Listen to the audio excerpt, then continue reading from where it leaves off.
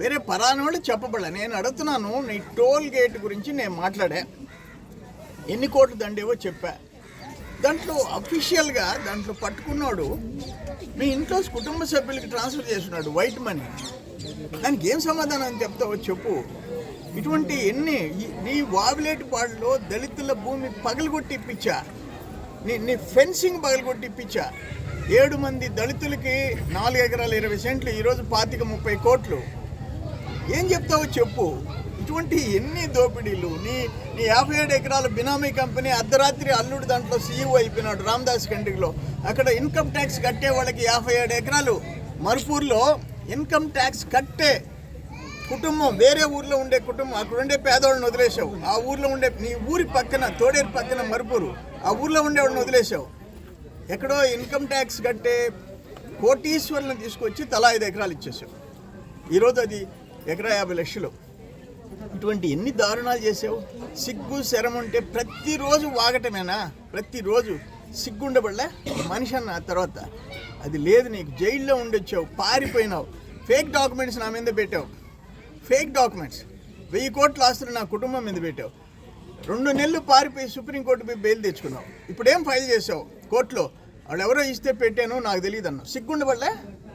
సిగ్గుండబడలేదా అని అడుగుతుండా. నువ్వు నా మీద ఇతర దేశాల డాక్యుమెంట్లు పెట్టి సింగపూర్, మలేషియా, హాంకాంగ్, బ్యాంకాక్, నేను నా భార్య నా కొడుకు మీద నువ్వు పెట్టి వీళ్ళకి ఇతర దేశాల్లో ఆస్తులు ఉన్నాయని ఇప్పుడు పారిపోయినావు, సుప్రీంకోర్టులో బెయిల్ తెచ్చుకున్నావు, కౌంటర్ ఏం ఫైల్ చేసావు?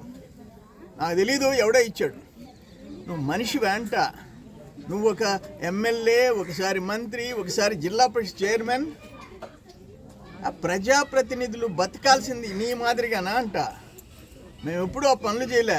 మా కుటుంబం, నేను చెప్పా, మేము ఎన్ని హై స్కూల్స్కి ఇచ్చాము, హాస్పిటల్కి ఇచ్చినాము, 2 కాలనీలు ఇచ్చాము, 14 ఎకరాల 50 సెంట్లు మా కుటుంబం ఇచ్చింది, కార్పొరేషన్లో 9 ఎకరాలు ఇచ్చింది, బయట 5.5 ఎకరా ఇచ్చింది. ఇవన్నీ చెప్పాము, అయినా సిగ్గులేదు నీకు, వాగుతానే ఉంటావు.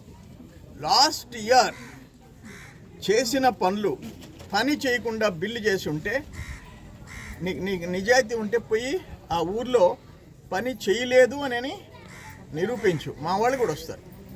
నువ్వు పోయి నీ పాటికి నువ్వు స్టేట్మెంట్ ఇచ్చేది కాదు. అక్కడ గ్రామస్తులు అందరూ వస్తారు, ముందుగా చెప్పు, మా వాళ్ళు కూడా వస్తారు. నిన్న మా పొదలకూరులో అందరు కూర్చొని రండి, ఎవరో చేయని పనులకు మేము చేసి ఉంటే దమ్ము ఉంటే అని పోయి కూర్చుంటే సిగ్గులే.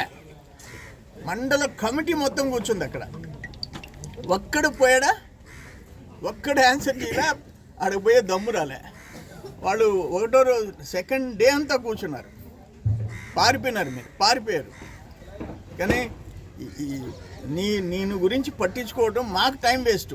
ఈరోజు 20 కోట్ల రూపాయలు సిఎల్ కంపెనీ ఒక బ్యూటిఫుల్ హాస్పిటల్కి బ్రహ్మదేవంలో శంకుస్థాపన చేసి వచ్చాం.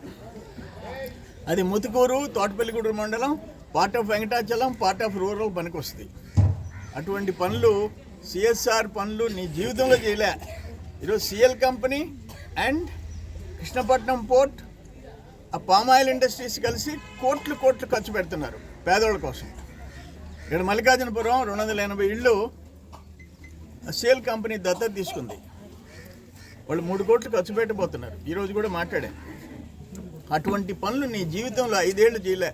ఎట్లా మెయ్యాలా, ఎట్లా కరోనా హౌస్ కట్టాలా, దాంట్లో ఎట్లా మూటలు కట్టలు కట్టుకోవాలా తప్ప పేదోళ్ళ గురించి. వాటర్ ప్లాంట్స్ 43, 14 పెట్టేశారు. ఇంక 43 వాటర్ ప్లాంట్స్, 98, ఒక 82, 180 ట్రైసైకిల్స్ ఇవ్వబోతున్నాం. 1870 సైకిళ్ళు ఆడపిల్లలకి ఇవ్వబోతున్నాం. ఇవన్నీ సిఎస్ఆర్ ఫండ్ కంపెనీలు. సోలార్ లైటింగ్, వందల సోలార్ లైటింగ్ చేయబోతున్నాం. ఈ పనిలో ఉన్నా నేను. ప్రతిరోజు నీకు అక్కడ ఏం తిన్నది అరగదు. ఒకసారి కండలు కరిగించుకున్నావు, ఎక్కువైపోయి మళ్ళీ పెరుగుతూ ఉండవు. దిట్టంగా కూర్చునేది, నన్ను తిట్టేది, హ్యాపీగా 3 పూట్లు తినేది, పడుకొని నిద్రపోయేది. సిగ్గు శరమ ఉండాల, పద్ధతి నేర్చుకోవా స్వామి. ఓకే.